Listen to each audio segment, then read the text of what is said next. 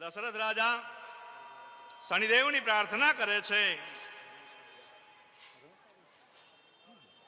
શ્રી દશરથ ઉવાચ કોણોંતકો રૌદ્ર યમોથ બબ્રુ કૃષ્ણ શનિ પિંગલ મંદ સૌરી નિત્યમ સુનતાય હરતે ચ પીડા તસ્મૈ નમઃ શ્રી રવિનંદનાય સુરાસુરા કિમ પુરુષો રગેન્દ્રા ગંધર્વદર્પન્નગાશ્ચ પીડયન્તિ સર્વે વિષમસ્થિતેન તસ્મૈ નમઃ શ્રી રવિનંદનાય તસ્મૈ નમઃ શ્રી રવિનંદનાય.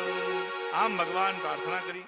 ભગવાન કહે છે કે ભગવાનની પ્રાર્થના કરતા દશરથ રાજા કહે છે કે તમે ક્યારેય પણ તમે હવે કોઈ ભક્તને સૃષ્ટિમાં દુઃખ થાય એવું કરશો નહીં.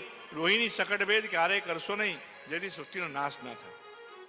દશરથ રાજાએ આપણા બધા વતીથી માગી લીધું. શ્રાવણ માસમાં દર શનિવારનું મહત્વ કથામાં બતાવ્યું.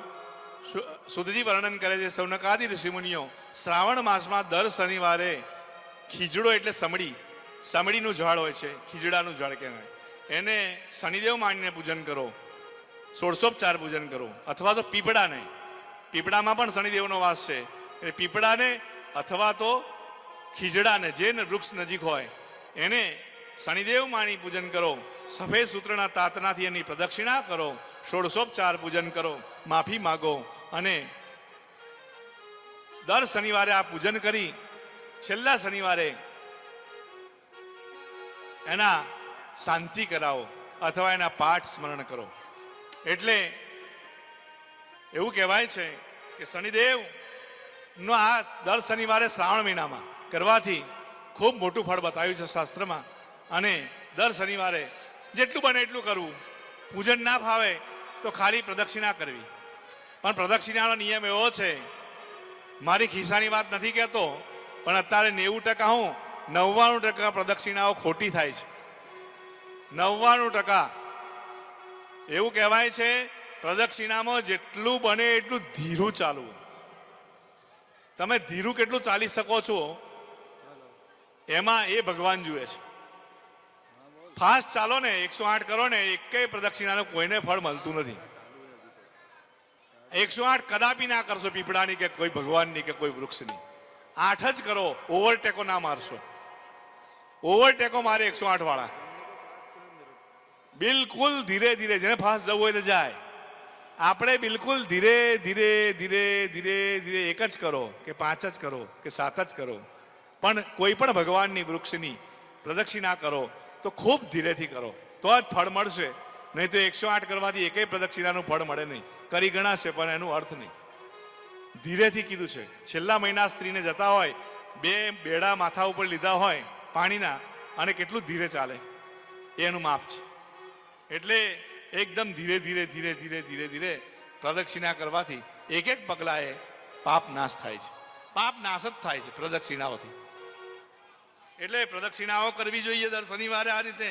અને જેટલું થાય એટલું કરવું જોઈએ. પૂજન થાય તો પૂજન કરવાનું, ના થાય તો પ્રદક્ષિણાઓ કરવાની, પણ પીપળાની કે ખીજડાની કરવી જોઈએ એવું વર્ણન અહીંયા લખેલું છે. આવી રીતે દશરથ રાજાએ સ્તુતિ કરી. ભગવાને કહ્યું, આપણે ત્યાં તો શનિ ભગવાને કહ્યું, આપણે ત્યાં તો મર્યાદા પુરુષોત્તમ સાક્ષાત મારા ઈષ્ટદેવ તમારે ઘેર પધારવાના છે, રામજી પધારવાના છે, અને આપણું તો જીવન ધન્ય થઈ ગયું. દશરથ રાજા, મને તમારે ત્યાં જન્મ થયો જણાય છે. સ્વયં મારા ઈષ્ટદેવનો જન્મ તમારે ત્યાં થશે એવું શનિદેવે વરદાન આપ્યું. અને શનિદેવ વર્તન ધ્યાન થયા, અંતર ધ્યાન થઈ ગયા અને કહ્યું કે હવે હું તમે કીધું એ પ્રમાણે તથાસ્તુ. કોઈને આ રીતે આટલી કઠોર એ ફળ નહીં આપું, શકટભેદ નહીં કરું એવું થયું. અને એમ દ્વિતીય અધ્યાય ચરણો અર્પણ કરી અને બોલો શનિદેવ ભગવાન કી જય. રઘુપતિ રાઘવ રાજા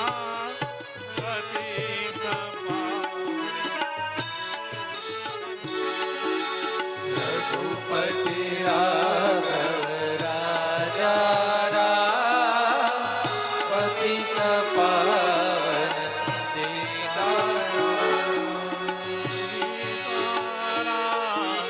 सीताराम भज प्यारे तू सीताराम।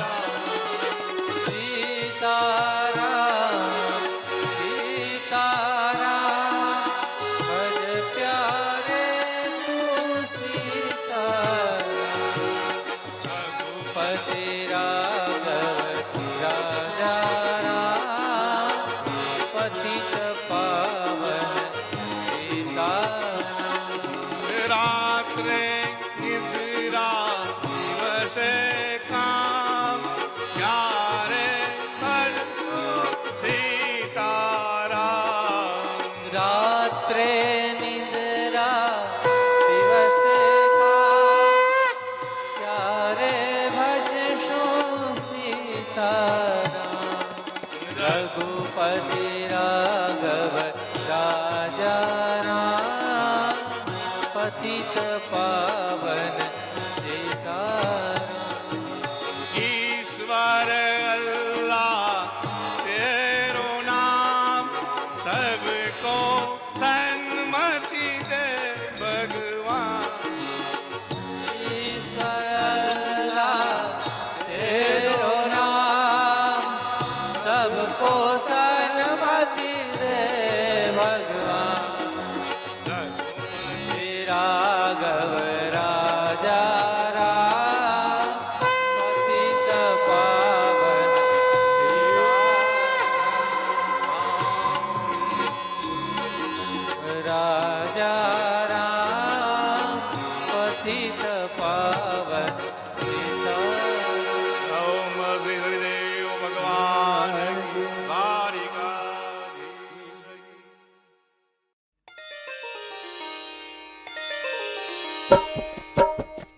नीलाञ्जन समाभासं रविपुत्रं यमाग्रजं छायामार्तण्डसम्भूतं तं नमामि शनैश्चरम्।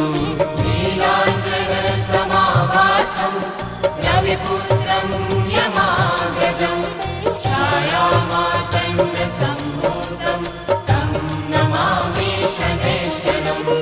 नीलाञ्जन समाभासं रविपुत्रं यमाग्रजं छायामार्तण्डसम्भूतं तं नमामि शनैश्चरम्।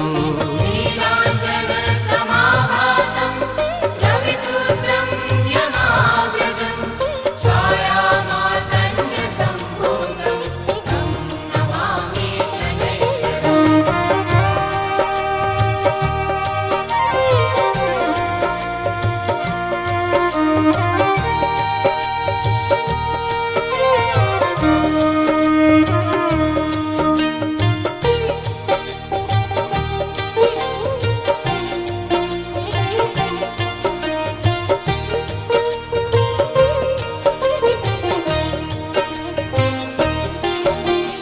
नीलाञ्जन समाभासं रविपुत्रं यमाग्रजं छायामार्तण्डसम्भूतं तं नमामि शनैश्चरम्। नीलाञ्जनसमाभासं रविपुत्रं यमाग्रजं छायामार्तण्डसम्भूतं तं नमामि शनैश्चरम्। नीलाञ्जन समाभासं रविपुत्रं यमाग्रजं छायामार्तण्डसम्भूतं तं नमामि शनैश्चरम्।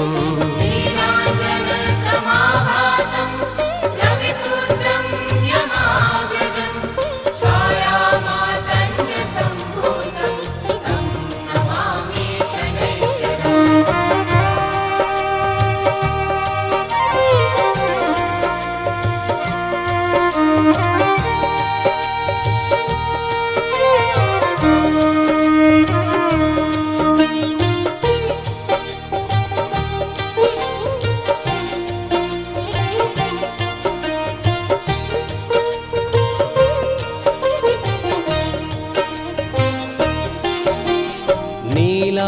नीलाञ्जनसमाभासं रविपुत्रं यमाग्रजं छायामार्तण्डसम्भूतं तं नमामि शनैश्चरम् नीलाञ्जनसमाभासं रविपुत्रं यमाग्रजं छायामार्तण्डसम्भूतं तं नमामि शनैश्चरम् नीलाञ्जनसमाभासं रविपुत्रं यमाग्रजं छायामार्तण्डसम्भूतं तं नमामि शनैश्चरम्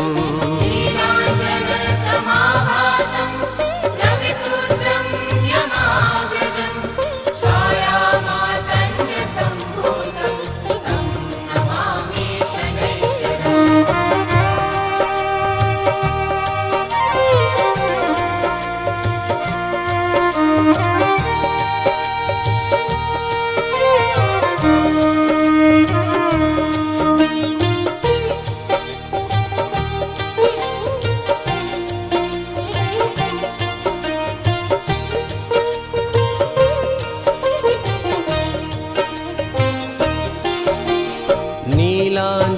नीलाञ्जनसमाभासं रविपुत्रं यमाग्रजं छायामार्तण्डसम्भूतं तं नमामि शनैश्चरम् नीलाञ्जनसमाभासं रविपुत्रं यमाग्रजं छायामार्तण्डसम्भूतं तं नमामि शनैश्चरम् नीलाञ्जनसमाभासं रविपुत्रं यमाग्रजं छायामार्तण्डसम्भूतं तं नमामि शनैश्चरम्